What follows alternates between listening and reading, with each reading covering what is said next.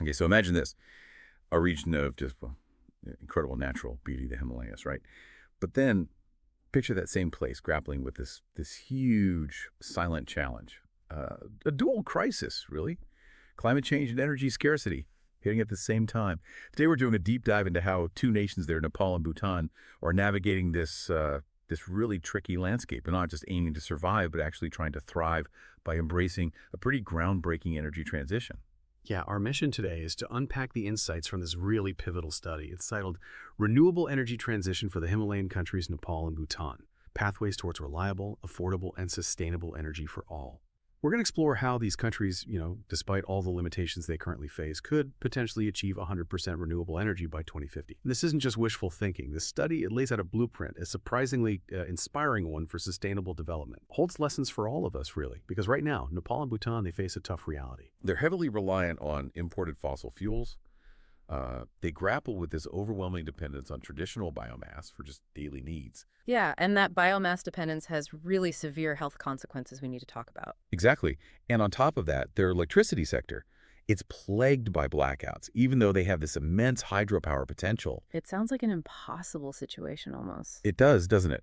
But this study asks, can these deep challenges actually be overcome, and what would it cost?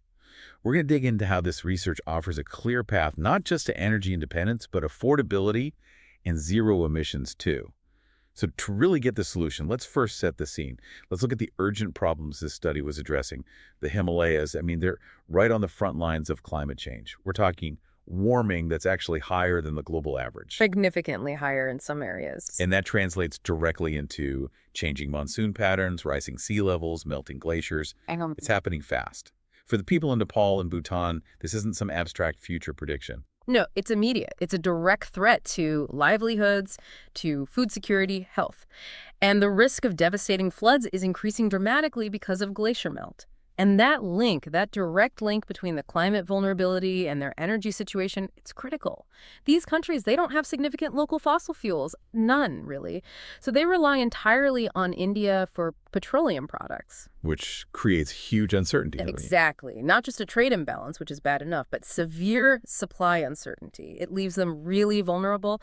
Take Nepal's situation. Their storage capacity for petroleum products, it's critically low, sometimes just 15 days worth. 15 days, wow. Yeah. And this vulnerability, it was really starkly shown during the 2015 economic blockade. That hit 5 million households. Hard. 5 million. Yeah. That's a huge chunk of the population. Massive.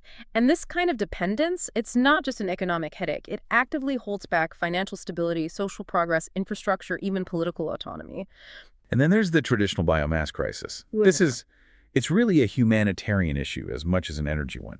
There's a statistic from 2014, quite shocking, that about 80% of Nepal's primary energy supply came from biomass. Things like fuel wood, agricultural residues, animal dung, mostly for cooking and heating in homes. Right. And that's just not sustainable for the environment, obviously leads to deforestation. But maybe even more critical is the severe indoor air pollution it creates. The study points out that in Nepal alone, this caused something like 15,000 deaths, mostly women and children, in just 2013. 15,000. That's awful. It is. And beyond that tragedy, think about the lost opportunity. Women and children spend so much time collecting fuel wood, they lose time for education, for earning income. It traps them in a cycle, a really dire and complex challenge. It absolutely is. And then, sort of compounding all this, is what you could call the hydropower paradox. Because Nepal and Bhutan they're blessed with enormous hydropower potential. Huge numbers, 43 gigawatts for Nepal, nearly 27 for Bhutan. And hydro is their main source of electricity now. It is. And for Bhutan, exporting that hydropower is actually a big income source, about 8% of GDP back in 2016. Yet despite all that potential, Nepal still struggles to meet its own domestic electricity demand. Why is that, if they have so much potential? The problem is that most current projects are run-of-river. They depend on the river's natural flow. So they're seasonal. Exactly. In the dry season, output plummets, and that leads to frequent long power blackouts. We're talking 8, sometimes 16 hours a day in Nepal. 16 hours. How can businesses even operate? It severely hampers economic growth. It disrupts daily life, schools, everything. And just building more big dams isn't necessarily the simple answer, is it? No, not at all. Large hydro projects, they face really significant hurdles: social, environmental, technical, financial. Plus, Just getting electricity to remote rural areas in that kind of mountainous terrain is a huge persistent challenge. It makes sense then that Nepal has one of the lowest per capita electricity consumptions in the world. I think the number was 139 kilowatt hours per year. That's right. Compared to a world average over 3,100, it paints a stark picture. Urgent need, complex obstacles. Okay, so that's the backdrop. But this is where this study, Renewable Energy Transition for the Himalayan countries Nepal and Bhutan, offers such a compelling alternative vision. Right. What this study really does is show that these challenges, as well as daunting as they seem, they can be overcome. Through a complete energy transformation, it uses a sophisticated computer model, the LUT Energy System Transition Model.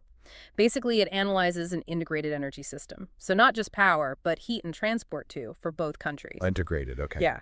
And it looks ahead from 2015 right through to 2050 in 5-year steps. And crucially, with an hourly time resolution. Hourly? That's incredibly detailed. It is, and that level of detail allows for really reliable results. It shows how this kind of transition could actually work, hour by hour, season by season. And the study presents 2 main scenarios. These really highlight how important policy choices are. The first is BPS-1, that's Best Policy Scenario 1. This one includes the costs of greenhouse gas emissions, GHG emissions. So it puts a price on carbon, essentially. Exactly. And this scenario aims for a 100% renewables-based system. The goal is 0 GHG emissions by 2050. Then there's BPS-2. This one does not include those GHG emission costs. Now, it still ends up with a high share of renewables, and this is key, it keeps some fossil fuel use in the mix. So comparing the two really shows the impact of that carbon pricing or climate policy. Precisely. It makes it clear how critical those policy decisions are if you want to drive a full zero-emission transition. So what does this future energy mix look like? What's really striking is the dramatic shift involved. This study projects a huge transformation with photovoltaics, solar PV becoming the absolute backbone of the electricity supply by 2050. Yeah, the numbers are impressive. PV is projected to contribute something like 67% of total generation in that BPS-1 scenario. 67%. From almost nothing now, relatively speaking. It's a massive increase. Hydropower, which is dominant now, still plays a vital role, a complementary one. It counts for about 31% by 2050 in that scenario. So hydro fills the gaps, basically, when solar output is low. Exactly. It provides flexibility and balances the system. It means moving away from relying just on that single seasonal source, hydro, to a much more diversified and resilient system led by solar. And why solar? What makes PV the favorite choice here? Well, several compelling reasons. First, the costs of solar PV have been falling dramatically, and that trend is expected to continue. Second, it's highly modular. You can install it in small units or large farms, making it suitable for decentralized deployment. That's a huge plus in mountainous regions like Nepal and Bhutan. Right. You don't need massive transmission lines everywhere initially. Precisely. Plus, installation times are fast compared to large hydro projects. And maybe most importantly, the resource is just excellent across both countries. They get a lot of sun. They do. Nepal averages around 300 sunshine days a year. Bhutan sees really high solar radiation levels between 1,460 and over 2,000 kilowatt hours per square meter annually. Wow, so the potential is definitely there. It's a huge amount of clean energy just waiting. And this isn't just about, adding a few solar panels here and there. It's a complete power sector transformation. The model shows the steep increase in installed renewable capacities, and it's overwhelmingly dominated by solar PV. The scale is really remarkable. We're talking projections where specific provinces in Nepal could host tens of gigawatts of solar PV. Gigawatts, it's enormous scale. It is, and Bhutan is seen developing similar huge solar capacity alongside continuing to leverage its hydropower. So it's a fundamental shift away from that current 80+% hydro dependency towards this diversified solar dominant future. Okay, so solar leads, hydro supports. What else makes this system work? A key piece of the puzzle is high levels of electrification, both direct and indirect, across all the sectors. The study estimates that without really pushing electrification hard in power, heat, and transport, the total primary energy demand would just explode. It would hit something like 916 terawatt hours by 2050. 916. Oh, Okay, yeah. what does that mean in practical terms? Well, 1 terawatt hour is roughly enough to power, say, 90,000 average European homes for a year. So 916 is a colossal amount of energy. But with a strategic push for electrification, using electricity directly where possible, or indirectly through things like hydrogen or synthetic fuels made from renewable electricity, that demand is limited to 484 terawatt hours. So nearly half. Almost half, yeah. That's a massive efficiency gain. It shows how designing the system smartly, using efficient electric technologies, can curb the overall energy need even while providing energy for all, improving living standards, and supporting economic growth. That is a truly huge difference, just achieved by being smarter about how energy is used, essentially. So connecting this to the bigger picture then, it's clearly not just about generating electricity differently. It sounds like the entire energy ecosystem has to change way beyond the power grid. Absolutely. The study goes into detail on this. Take the heat sector, for instance. Right now, that's dominated by unsustainable biomass, like we discussed, and also imported coal in some areas. The transition there is dramatic. Traditional biomass use, especially for cooking, drops significantly. Which has those huge health benefits we talked about. Massive health benefits. It gets replaced by efficient electricity-based cooking things like induction stoves, electric resistance heating, much cleaner, much safer. And modern biomass, things derived sustainably from agricultural residues or municipal solid waste, along with electric heat pumps, also play increasing roles. The point is moving away from those polluting fossil fuels and unsustainable wood burning for heat. Okay, and what about transport? That's a big fossil fuel user now, heavily reliant on imported petroleum. Right, and it's a sector where energy consumption is projected to grow significantly as the economies develop. So how do you decarbonize that? Well, in that ambitious BPS-1 scenario, the demand is met by a mix of solutions. Direct electricity is a big one, electric vehicles, trains, etc. Then there's hydrogen, produced using renewable electricity, and also synthetic liquid fuels, again, made from renewables. Synthetic fuels, like for planes. Exactly. Especially for things like aviation, where direct electrification is, well, much harder right now. The study projects that by 2050 in BPS-1, direct electricity will cover about 57% of transport energy demand. Hydrogen gets 17%, and those synthetic liquid fuels cover the remaining 26%. So fully sustainable transport. That's the goal. But you mentioned the other scenario, BPS-2. Right. BPS-2, the one without the GHG emission cost factored in, it still uses quite a bit of renewables in transport, but it retains about 25% fossil fuels. Still reliant on imports. So policy really matters for transport decarbonization, too. Critically. Though it's worth noting, both countries are already thinking this way. Bhutan has its Transport Vision 2040. Nepal has a National Sustainable Transport Strategy. They aim to cut transport emissions. This study shows how it could be fully achieved. Now, if you're going to rely so heavily on variable renewables like solar PV, you absolutely need energy storage. That's non-negotiable. Right, because the sun doesn't shine 24/7. Exactly. So the study shows that energy storage becomes really indispensable, particularly after 2030 as the share of solar grows. The total electricity storage needed is projected to reach nearly 320 gigawatt hours by 2050 in BPS-1. 320 gigawatt hours. That sounds like a lot. What kind of storage are we talking? Mostly lithium-ion batteries. That includes big utility-scale battery farms, but also smaller prosumer-level batteries.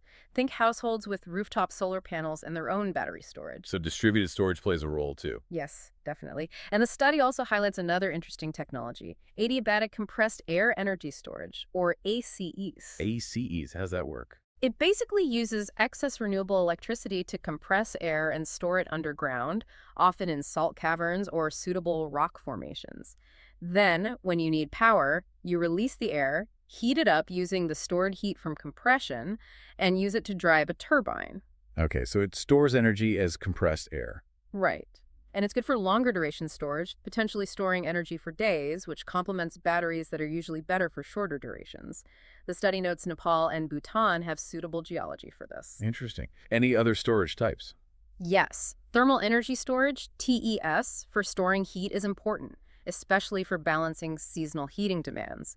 And even gas storage storing renewable methane, or e-methane, is projected to grow to provide seasonal backup for both heat and electricity. So it's a whole portfolio of storage solutions. Exactly. It's this comprehensive approach to storage batteries, ACEES, thermal gas, that really underpins the reliability of a 100% renewable system.